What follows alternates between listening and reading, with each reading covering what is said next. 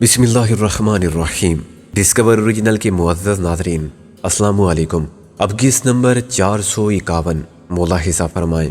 وہ پلک جھپکائے بغیر مجھے دیکھتی رہی، لیکن اس کی آنکھوں کی ویرانی سے میں نے اندازہ کر لیا کہ در حقیقت وہ کچھ اور ہی دیکھ رہی ہے، جو نہ میرے سامنے ہے اور نہ اس کے سامنے، بلکہ صرف اس کے خیالوں میں ہے، اور اس کے ماضی کا حصہ ہے یا مستقبل کا خواب ہے۔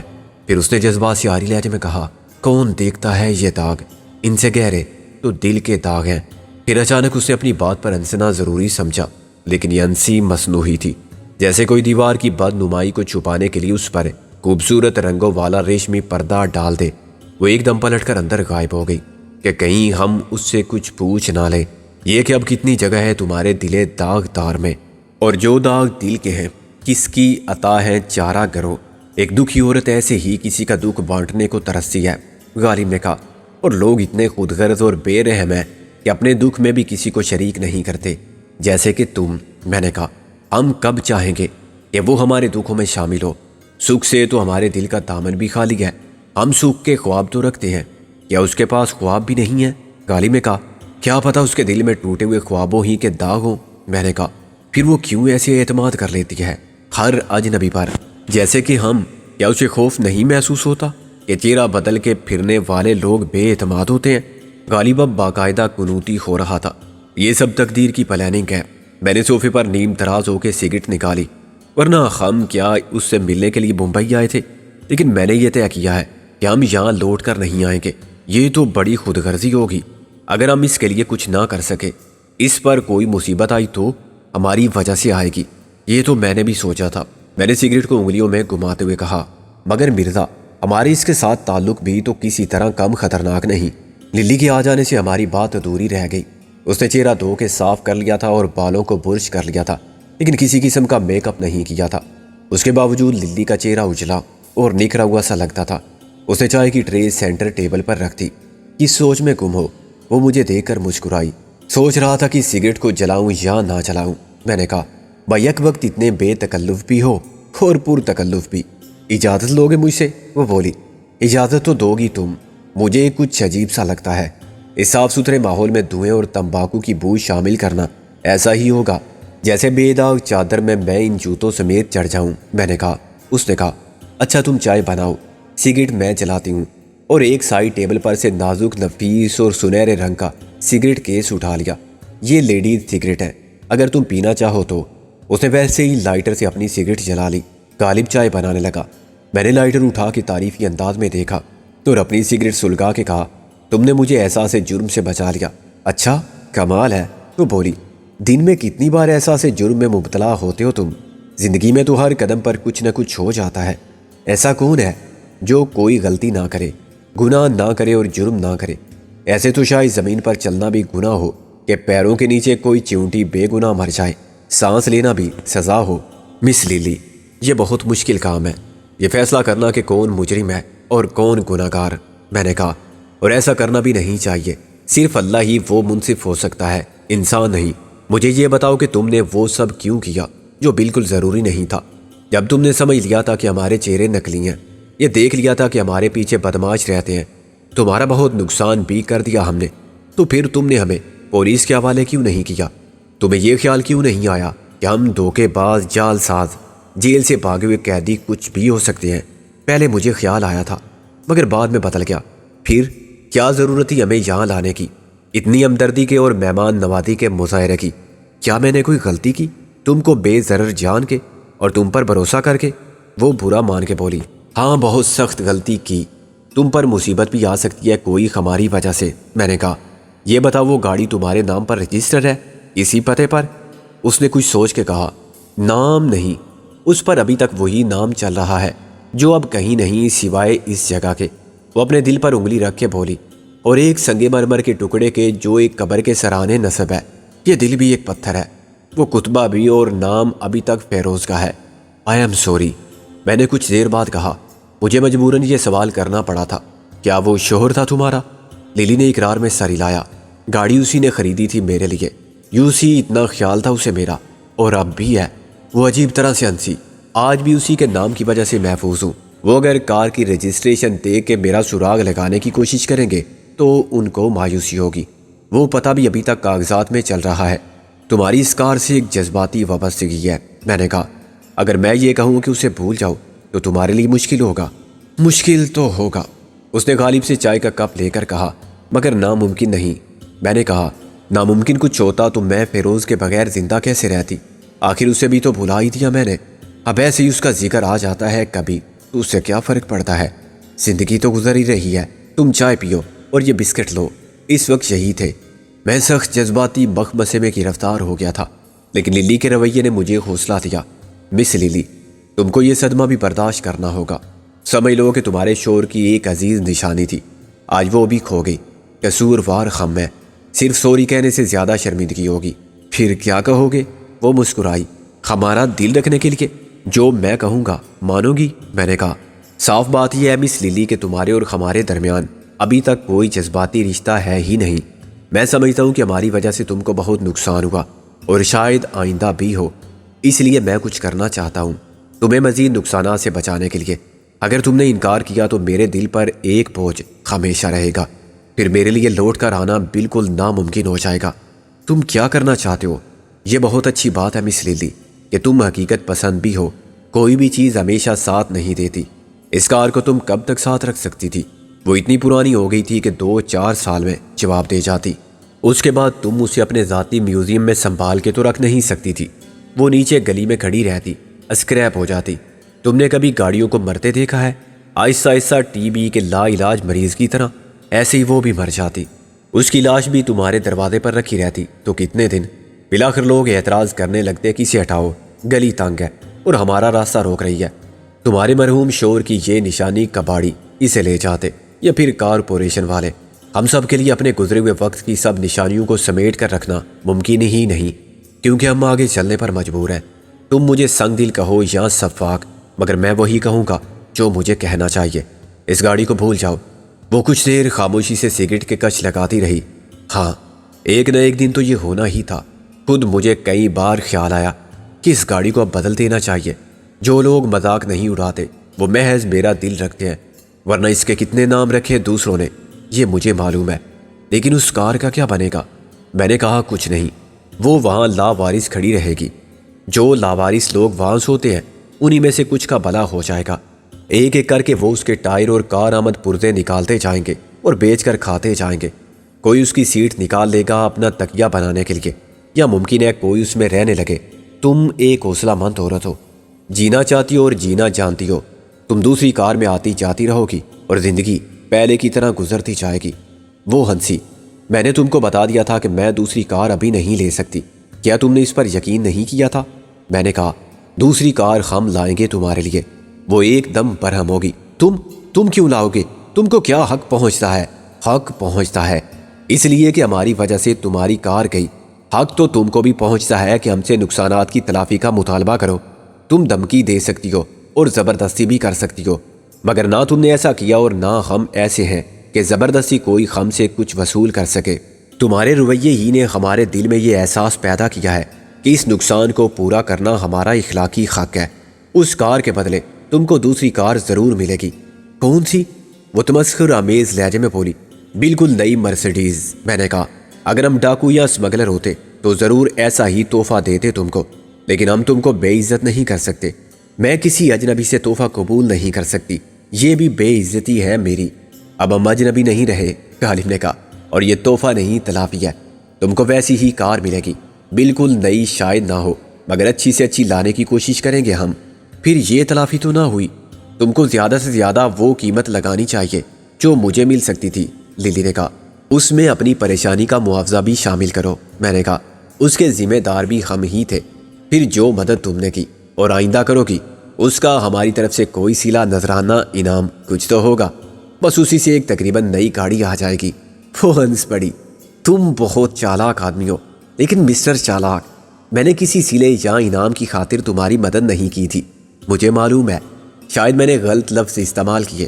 تم یوں کہہ لو کہ ہم اس نیکی کے جواب میں ایک معمولی سی نیکی کرنے کے خواہش مند ہے، اپنی عقیدت کا اظہار کرنے کے لیے۔ دیکھو یہ بہت مشکل ہے میرے لیے، میں بس میں آ جا سکتی ہوں، ابھی نہ صحیح، سال بھر کے بعد لے لوں گی نئی گاڑی۔ ویسے تو وہ سب میری اتنی عزت کرتے ہیں، راج کپور اور ان کی فیملی کے سب لوگ، کیا آج میں ان سے کہوں تو صبح مجھے دروازے پر ان کی اپنی کار کھڑی ملے؟ میں ایڈوانس یا قرض بھی لے سکتی ہوں، لیکن اس کی کوئی ضرورت نہیں۔ تمہاری خود اعتمادی مجروح ہوگی اس سے، میں نے کہا، اور اگر تم نے ہمیں بھی انکار کیا تو ہم آج کے بعد لوٹ کر یہاں نہیں آئیں گے، حالانکہ ہمیں تمہاری مدد کی اور پناہ کی ضرورت ہے اپنا چہرہ بدلوانے کے لیے۔ ابھی سے دھمکی دے رہے ہو؟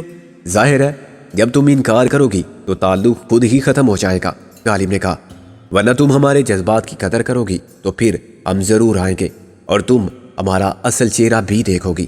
اس نے آہستہ سے اقرار میں سر ہلایا۔ معلوم نہیں کیوں میں تمہاری ہر بات ماننے پر مجبور ہوں۔ تم مجھے ایسی ویسی عورت مت سمجھنا جیسی کہ بمبئی میں عام ہے۔ میں نے کسی مرد کو اتنی لفٹ نہیں دی کبھی۔ وجہ تمہیں ضرور معلوم ہوگی۔ میں نے اس کی آنکھوں میں آنکھیں ڈال کے کہا، یا معلوم ہو جائے گی اس ملاقات کو تم نے تعلق کی بنیاد کیوں بنا لیا، اور وہ بھی کچھ جانے بغیر۔ تم نے تو ابھی تک ہمارا نام بھی نہیں پوچھا، ہمارا اصل نام تم خود ہی بتاؤ گے۔ اس نے اپنی اداسی کو بشاشت میں بدلنے کی کوشش کی۔ کبھی نہ کبھی میں نے غالب کی طرف دیکھا، لیکن وہ دوسری طرف دیکھ رہا تھا۔ میں نے ایک لمحے کے تذبذب کے بعد فیصلہ کیا کہ نام میں کیا رکھا ہے۔ اصل اہمیت تو جذبات کی ہے اور نیت کے خلوص کی ہے۔ میں نے کہا، ہاں یہ ٹھیک کہا تم نے، ایک نہ ایک دن ایسا ضرور ہوگا، لیکن ابھی ہمارے نام وہی ہیں جو ہمارے پاسپورٹ میں لکھے ہوئے ہیں۔ میں امیر چند ولد دمڑی لال، یہ میرا بھائی فقیر چند ولد دمڑی لال، سورگ باشی۔ للی کو بے اختیار ہنسی آئی۔ ایک بھائی امیر اور ایک فقیر۔ غالب نے ایک سر دھا بھری۔ جو چھوٹے ہوں ان کے ساتھ انصاف کہاں ہوتا ہے مس للی؟ میں چھوٹا تھا، ورنہ آپ خود فیصلہ کریں کہ ہم دونوں میں کون صورت سے بھیک منگا نظر آتا ہے۔ میں نے کہا، مس للی ایک بات پوچھوں؟ ذاتی سی ہے۔ میری ذات کے بارے میں بھی کوئی بات ذاتی نہیں۔ میں نے دیکھا تھا کہ تم اچھی اداکاری کر لیتی ہو۔ اس پولیس سارجنٹ کو تم نے اداکاری سے ہی مات دی تھی۔ میں نے کہا، بغیر بیک اپ کے بھی تم بہت خوبصورت ہو۔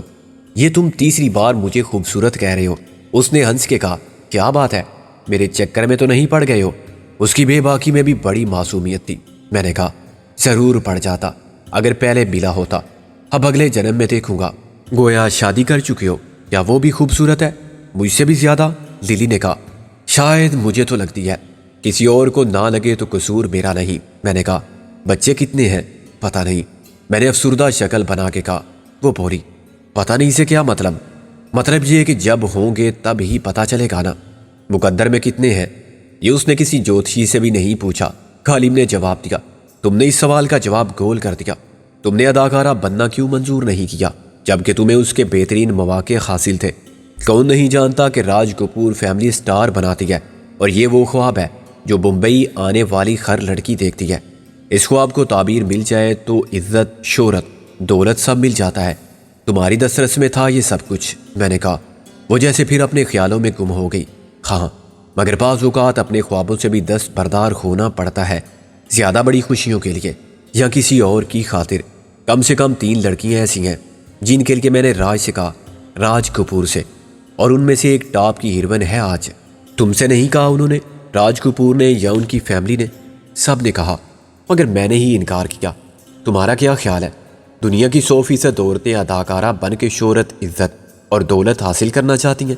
ایسی کوئی عورت نہیں ہوتی جسے یہ سب زندگی میں خوشی حاصل کرنے کے لیے ضروری محسوس نہ ہوتا ہو۔ میں اس کے سوال پر حیران اور خفت زدہ ہو کے سر کھجانے لگا۔ نہیں، ایسا تو نہیں، میں عام بات کر رہا تھا۔ 100% کی نہیں، 2، 4 یا 10، 20% ایسی ضرور ہوتی ہوں گی جو راج کپور کی فلم میں کردار قبول کرنے سے بھی انکار کر دیں۔ بس تو سمجھ لو کہ میں انہی 2، 4 یا 10، 20% میں شامل ہوں۔ وہ ہنسی جو بے وقوف ہوتی ہیں۔ میں نے احتجاج کیا، میں نے یہ نہیں کہا مس للی۔ غالب نے گھڑی کی طرف دیکھ کے کہا، یہاں سے حاجی علی کی درگاہ تک ہم کتنی دیر میں پہنچ سکتے ہیں؟ کس طرح؟ پیدل یا کسی چیز پر سوار ہو کے، مثلاً جہاز۔ فرض کرو ہم اپنی استطاعت کے مطابق ایک ٹیکسی لے لیں۔ 1 گھنٹہ تو لازمی ہے، احتیاطاً 1.5 گھنٹہ سمجھو۔ راستے میں ٹریفک جام ہو یا ٹیکسی خراب ہو جائے پھر تو ہمیں دیر ہو گئی۔ میں نے اٹھتے ہوئے کہا، کل آؤ گے نا؟ انشاءاللہ۔ میرے منہ سے بے اختیار نکل گیا، جبکہ مجھے کہنا چاہیے تھا کہ بھگوان نے چاہا تو۔ غالب نے مجھے کنکیوں سے گور کے دیکھا اور ملامت بھی کی، مگر للی نے اپنے رویے سے کچھ ظاہر نہیں ہونے دیا، یا اسے یہ کوئی غیر معمولی بات نہیں لگی۔ بہت سے الفاظ ہماری معاشرت میں داخل ہیں اور ہندو مسلمان بلا تفریق استعمال کر جاتے ہیں۔ مثلاً خود ہمارے پاکستانی معاشرے میں رام رام جپنا پرایا مال اپنا جو اسی طرح استعمال ہو رہا ہے۔ حالانکہ اللہ اللہ کرنا پرایا مال اپنا بھی استعمال ہو سکتا ہے، اور ایسے بہت سے محاورے خالص ہندوستانی تہذیب کے آئینہ دار ہیں جن کو مسلمان صرف عادتاً استعمال کرتے ہیں۔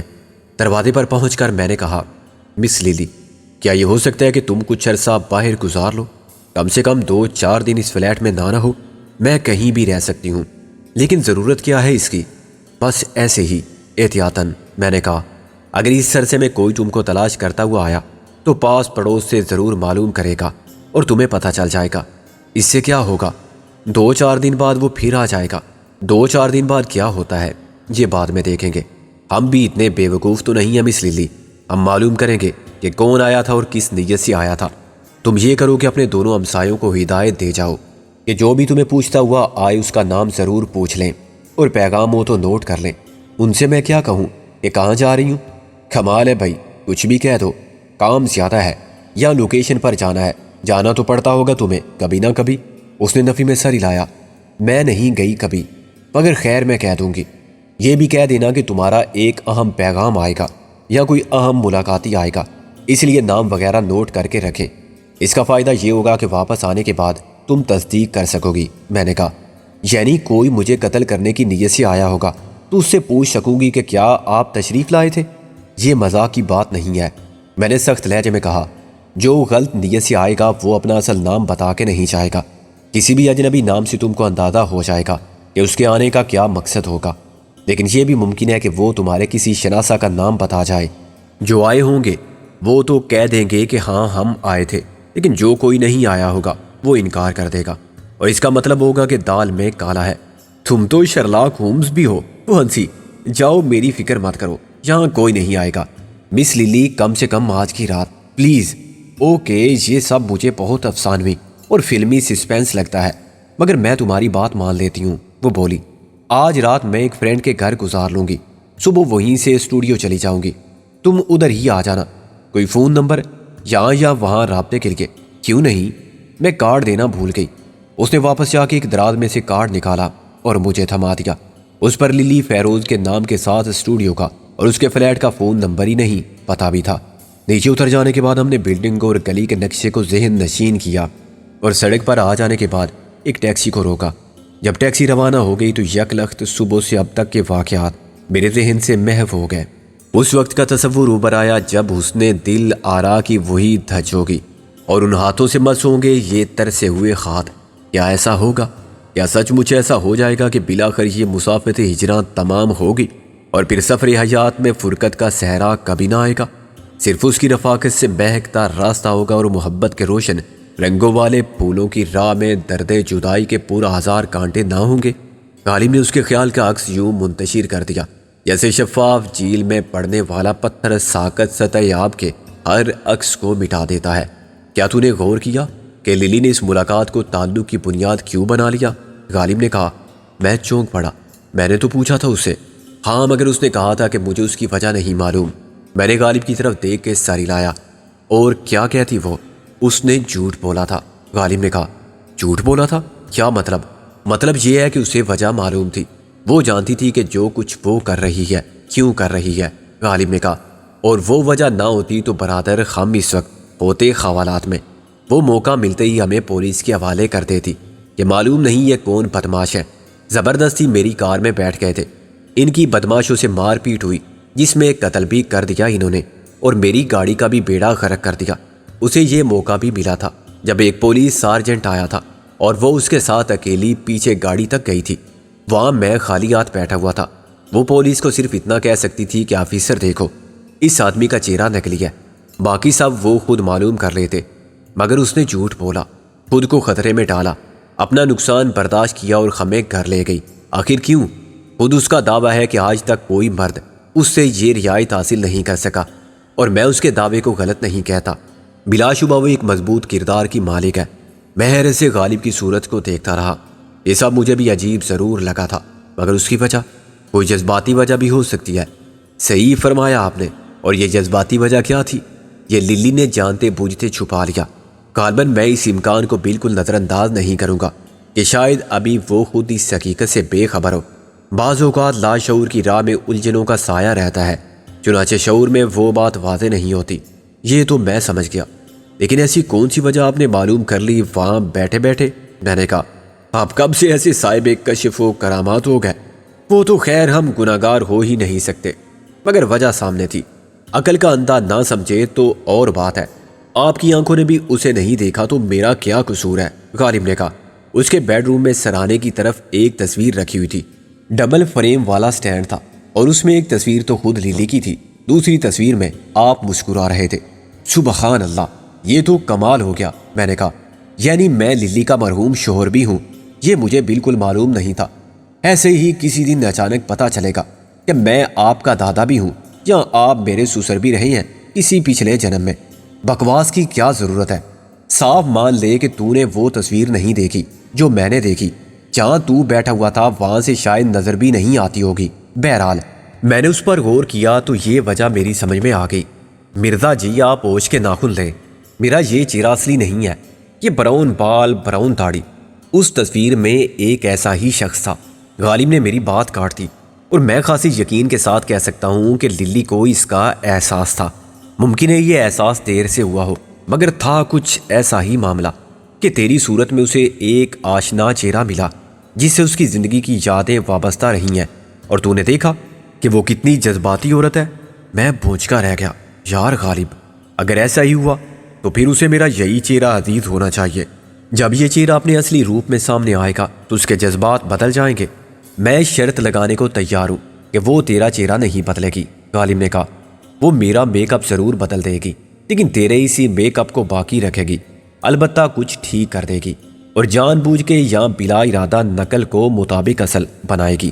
اگر تیرا دعویٰ سچا ہے تو سچائی خود سامنے آ جائے گی، میں نے فکر مند ہو کے کہا، مگر یہ بہت پرفریب سچائی ہوگی۔ میں اس خود فریبی کے کھیل میں شریک ہونا پسند نہیں کروں گا، اور شریک ہونا پڑا تو؟ غالب مسکرایا۔ تو کیا کردار ہونا چاہیے میرا؟ میری جگہ تو ہوتا تو کیا کرتا؟ میں نے گڑ بڑھا کے کہا۔ معلوم نہیں کیا کرتا، غالب نے باہر دیکھتے ہوئے کہا۔ تو نے اچھا کیا جو اس پر اعتماد کرتے ہوئے اپنا اصل نام نہیں بتایا۔ وہ پہلے ہی اس پوزیشن میں ہے کہ ہمیں یعنی تجھے بلیک میل کر سکے۔ وہ ایسی عورت نہیں ہے، وہ ایک عورت ہے، جوان اور خوبصورت عورت، جس نے خود کو آج تک وفاداری کے زندہ میں مبتلا رکھا ہے۔ اس نے جذبات پر پیرے بٹھا دیے تھے اور شاید اپنے جسم کی آواز کو دبانے میں کامیاب بھی تھی، مگر کیا ایسا ممکن ہے کہ کوئی بھوک سے نجات پا لے؟ بھوک کے احساس کو وقتی طور پر مار دیتے ہیں لوگ، فاقہ کشی کرتے ہیں اور تسکین کے خیال سے گریزاں رہتے ہیں، مگر کیا بھوک ہمیشہ کے لیے ختم ہو سکتی ہے؟ آدمی بنیادی طور پر حیوان ہے اور ہر حیوانی جبلت رکھتا ہے۔ للی نے آج تک اپنی زندگی گزاری ہے، ہاں، مگر وہ ابھی زندہ ہے اور مرنا بھی نہیں چاہتی۔ مجھے نہیں معلوم کہ اپنے آپ سے لڑتے ہوئے اسے کتنا وقت گزرا ہے، لیکن میں یہ جانتا ہوں کہ یہ جنگ تا عمر جاری نہیں رہ سکتی۔ وہ ہار جائے گی، اور ہار سے پہلے فرسٹریشن کا شکار ہوگی، ڈپریشن میں مبتلا ہوگی، اس دریا کے دورے اور پاگل پن۔ یہ سب کچھ ہوتا ہے اور ہو سکتا ہے للی کے ساتھ بھی۔ میں نے اپنا سر پکڑ لیا۔ یار کیوں مجھے پاگل کرتا ہے؟ اب یہ تو ناممکن ہے کہ میں اس کے شوہر کی جگہ لوں، جگہ تو خالی ہے، اب یہ مردیاں تیری لے نہ لے۔ غالب ہنسنے لگا۔ دماغ خراب ہے تیرا، اس خالی جگہ کو پور کرنا ہے تو اپنی صورت بنا لے فیروز جیسی۔ وہ اگر اتنی ہی بے عقل ہے کہ فیروز کی جگہ اس جیسی صورت والے کسی بھی شخص کو قبول کر سکتی ہے تو پھر اب تک کیوں فارغ بیٹھی ہے؟ خود میک اپ آرٹسٹ ہے، بنا لیتی دوسرا فیروز۔